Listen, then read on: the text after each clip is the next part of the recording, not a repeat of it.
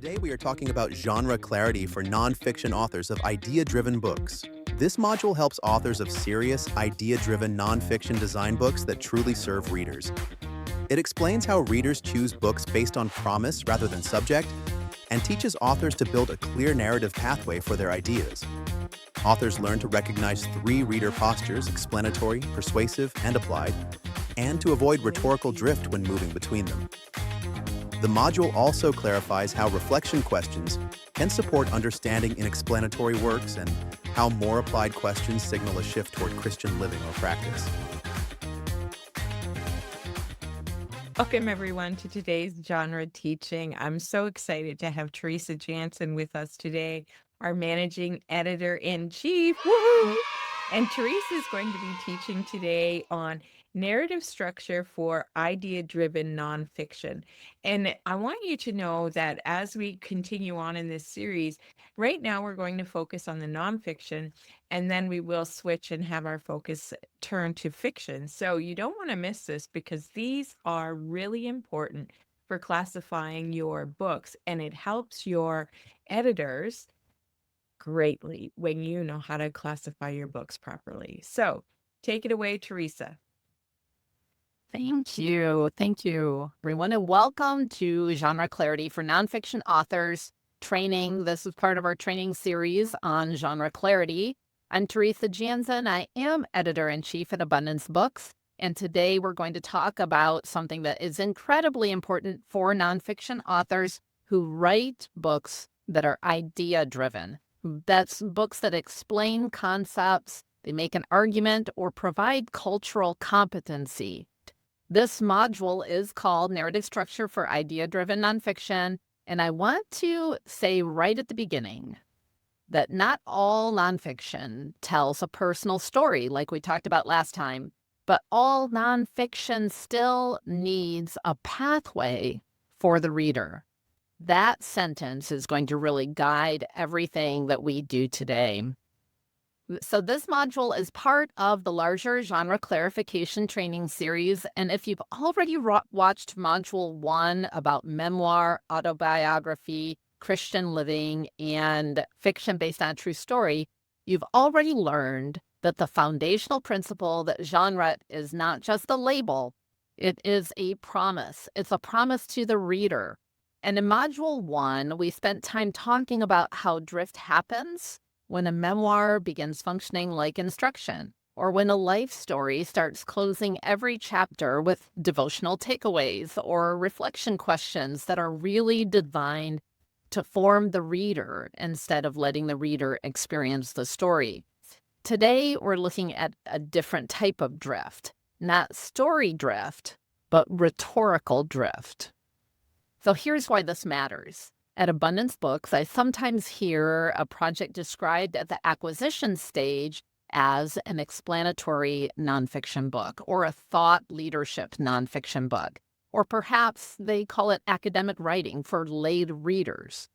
But when the full manuscript arrives for review or when it reaches developmental editing, we sometimes see that the book is no longer doing what the proposal promised. It may begin with an explanation, but then it becomes persuasive, or it becomes exhortation. It begins offering application steps that function more like a Christian living book. That shift isn't always wrong, but when it's unplanned and unmarked, it creates confusion for the reader, for the editor, and the entire publishing process, all the way through marketing and delivery of the book.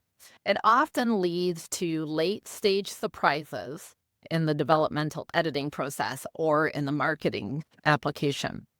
So here's our guiding idea. Not all nonfiction tells a personal story, right?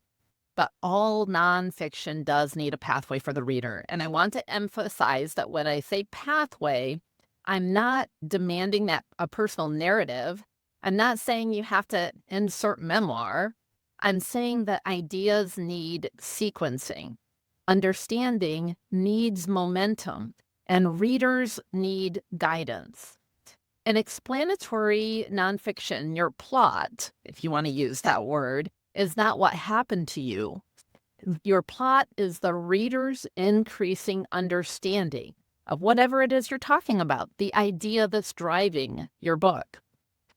So this next piece is really important because it explains why this confusion happens so often.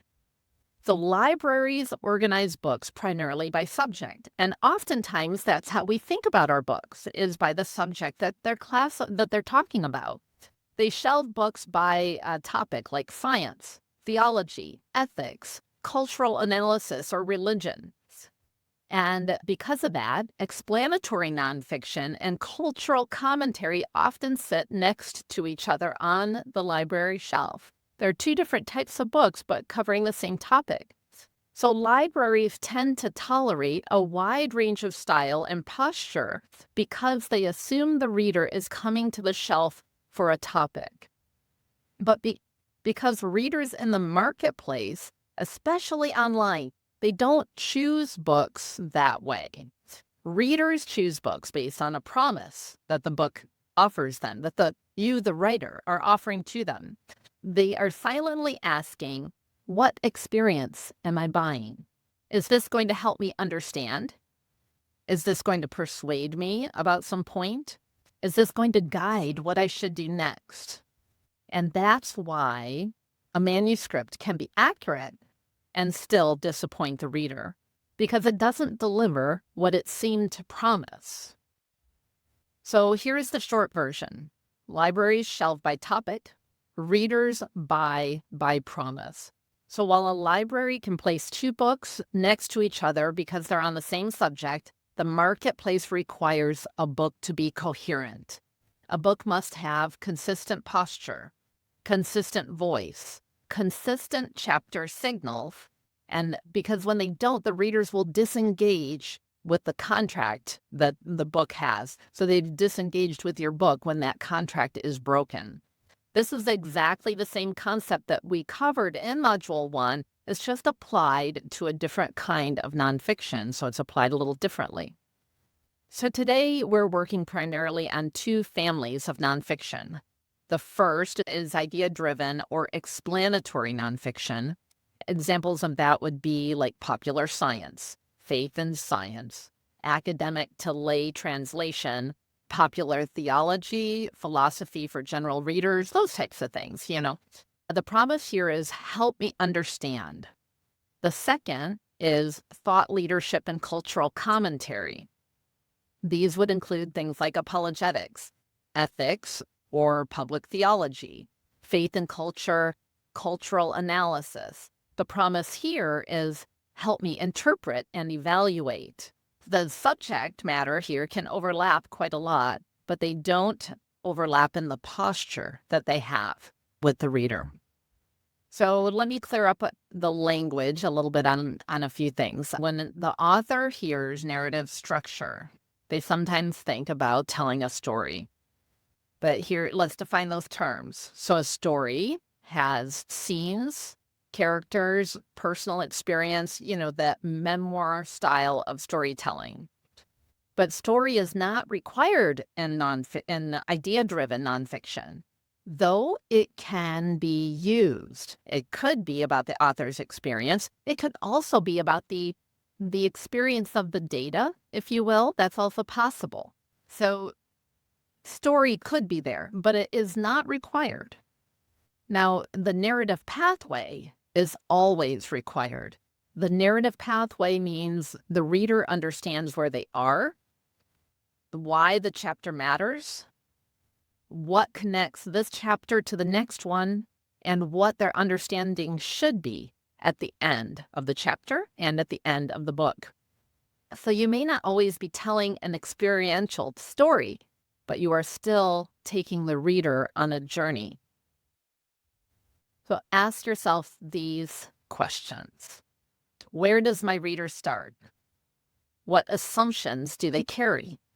What questions or objections are likely? And what must be understood next? This is the narrative structure of an idea-driven book. This isn't just a marketing concern. This is an editorial concern. Because if you don't design the reader's pathway through your book, the reader will get tired. They'll get overloaded. They'll get confused, or they'll feel talked at, which is not usually what we intend. Now, here's what I hope is one of the most helpful frameworks in this module. There are 3 reader-centered postures in this idea-driven space. The first is explanatory, then persuasive, and finally applied.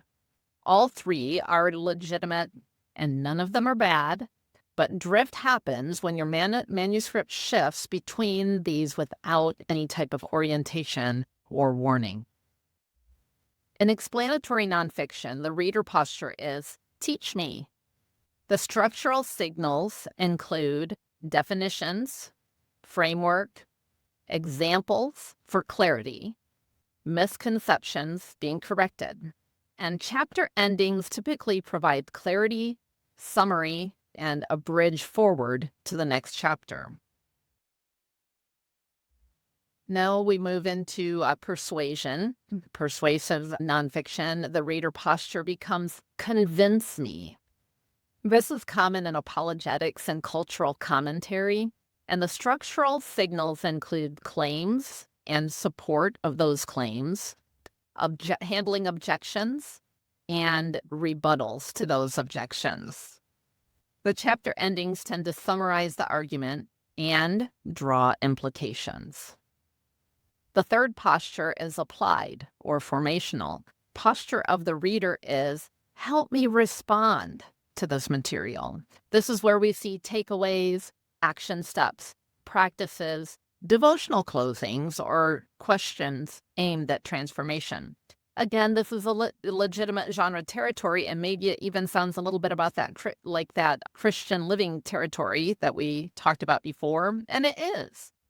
The issue here is not the presence of application. The issue is whether the book promised application and maintained it consistently throughout the book.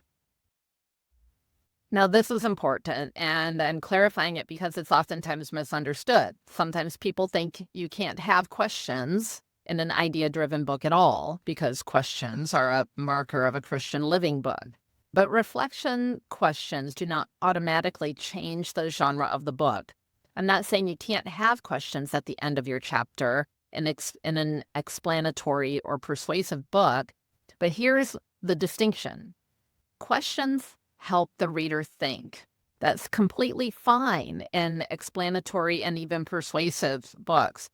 Applied questions help the reader change. So explanatory and persuasive nonfiction books can include reflection questions that help the reader process information, evaluate the material they've heard, and consider the explanation that was made. But when those questions begin guiding spiritual formation, or the reader's response and practices, or changing behavior, the book begins shifting into applied nonfiction, which often aligns with a Christian living title. So let's be clear about this. Explanatory think questions sound something like this. How would you summarize this concept in your own words? What challenged your assumptions? What questions remain after this explanation, or what alternatives might someone propose? Applied or change questions sound like this. What will you do differently this week? Write a prayer in response to what you learned. What habit needs to change? And what practice will you adapt? These applied questions are not wrong. They are simply a different promise to the reader. Let's talk about drift. Rhetorical drift occurs when the manuscript shifts posture. Explanation becomes persuasion halfway through the book, or persuasion becomes exhortation at the chapter endings. Commentary suddenly looks like self-help, and academic to lay writing increasingly becomes academic. Often the author doesn't notice it because the subject has remained the same, but the posture has changed, and readers can feel that.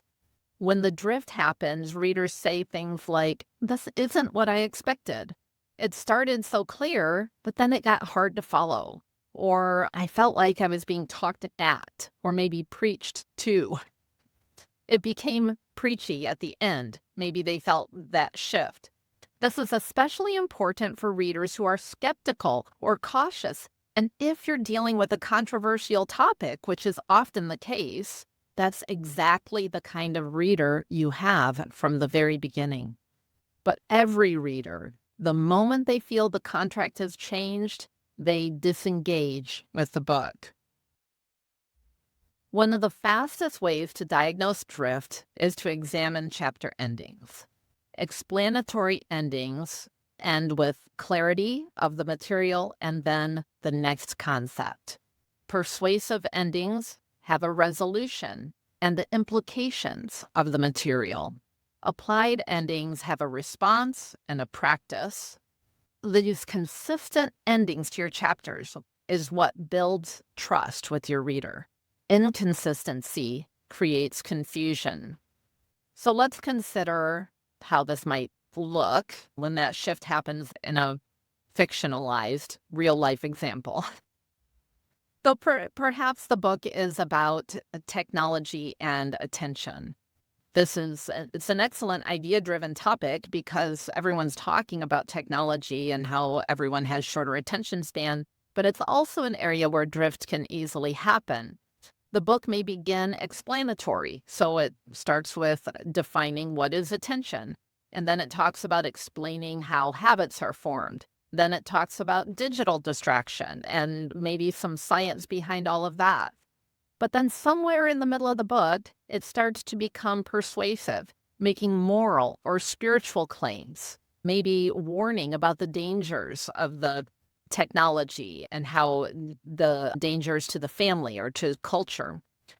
Or maybe it talks about the urgency of the need. And these are persuasive techniques that are used.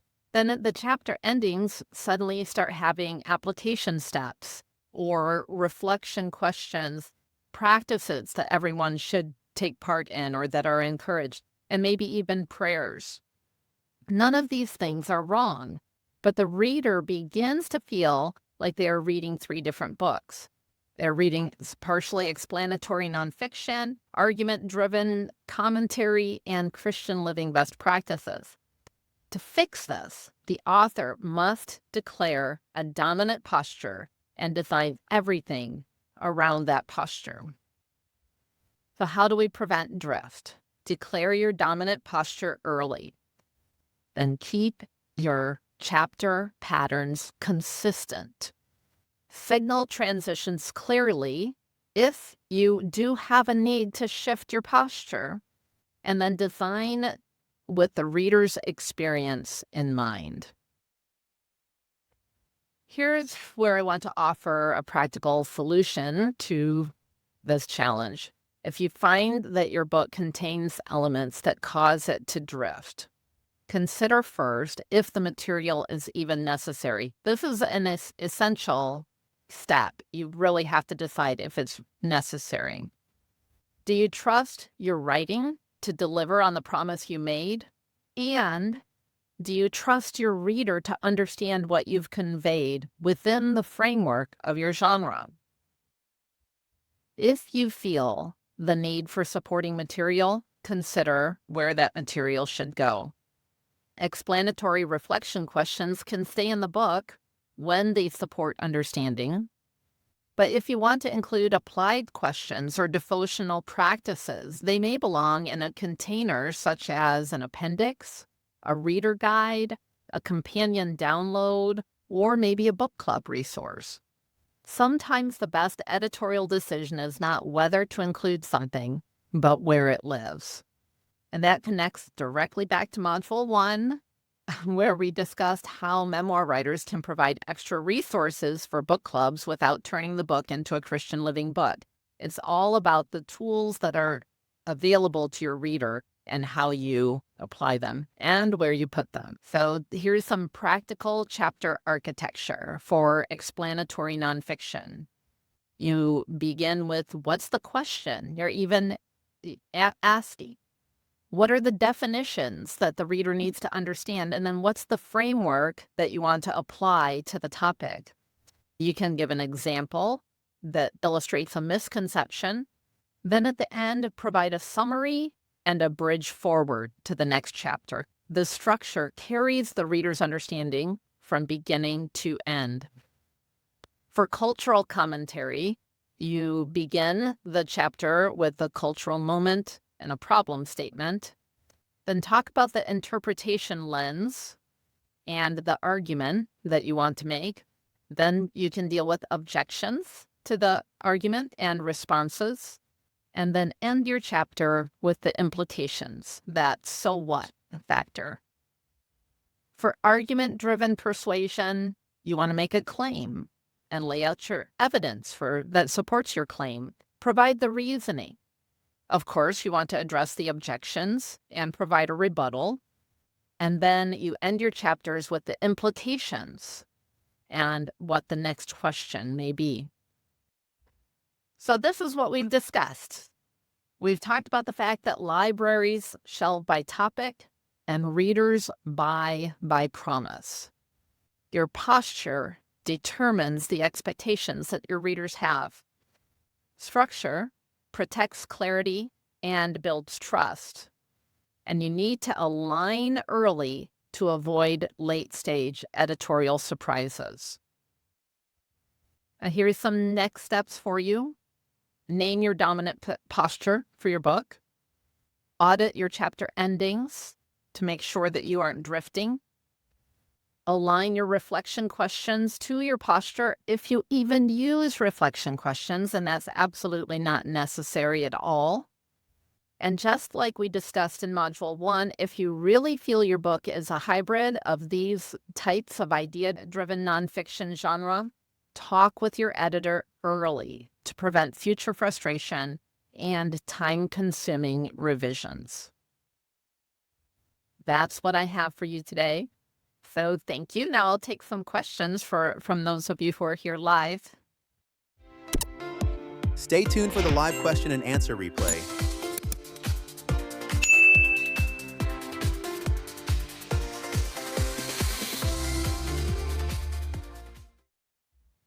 I always have questions.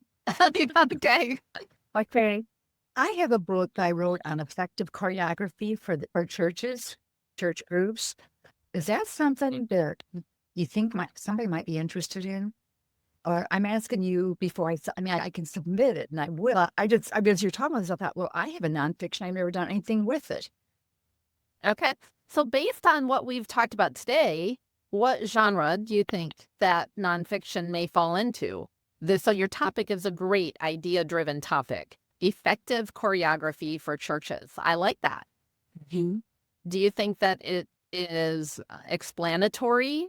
So if the book takes the posture of talking about how effective choreography is impactful to the worship service, then you can write an explanatory book about that and define what is, first of all, what's choreography in the context of worship, why is this or the context of yeah, exactly. Yeah.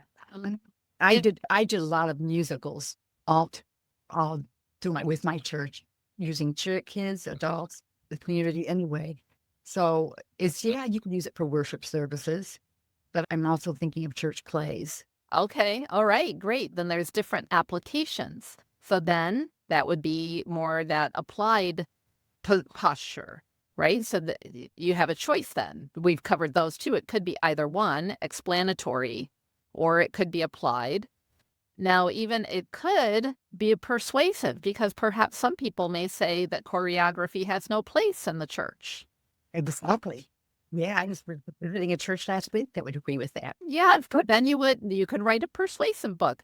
But those are 3 different postures, and so you would need to choose your dominant posture before you would even submit it. So decide. I would think it'd be applied. Yeah, I like that idea. That's where I think it would naturally go.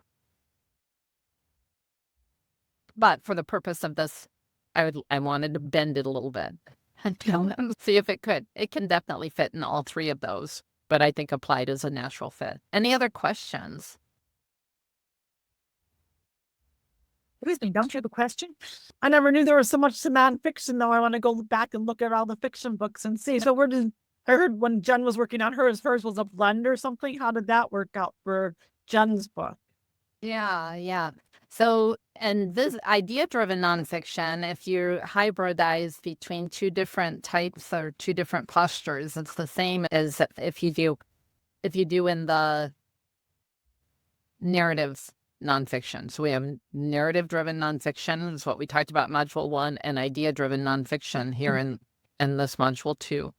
So when you hybridize it, you just have to do so thoughtfully and consistently. Even then, you need a hybrid isn't I'm going to shift it part way and tell you I'm going to explain this concept to you, and then all of a sudden I want to convince you of my ideas.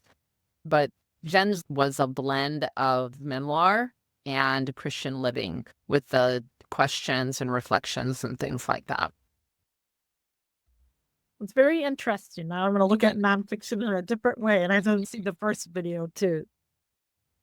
So I wrote a chapter one time, contributed a chapter to a book that had 14 chapters, 14 contributing authors. We each wrote in our area of academic specialty. So it was academic and it was theological both.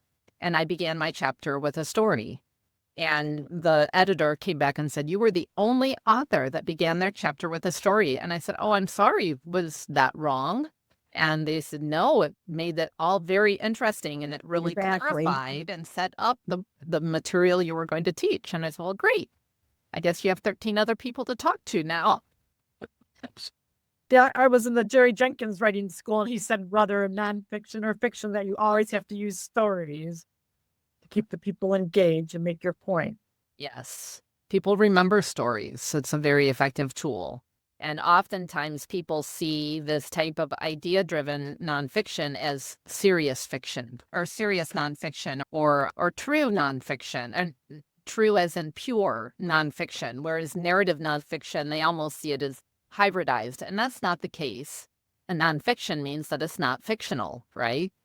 So then the tools that you use to communicate with your author, there are vast. You can use a lot of different tools. Story is one. Persuasion is one. Education is another.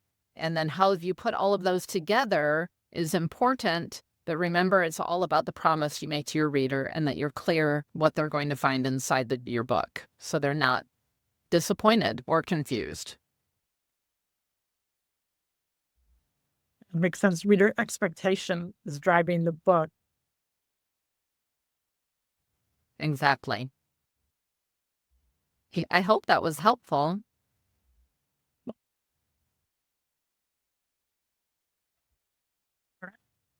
Donna, you have another question? Without a question, I was just brainstorming about this choreography. Maybe it better be 10 steps to effective choreography, so it wouldn't have to be limited to the church. That's true. Maybe what's the result of effective choreography? I don't know. For audience engagement, audience transformation, enjoyment, impact. Pick a word. For audience enjoyment. Okay. Okay. Sorry to get off on that, but just like a light went on me. Oh, look, I could submit to you. It's nonfiction. If there's nothing else, we will see you next time.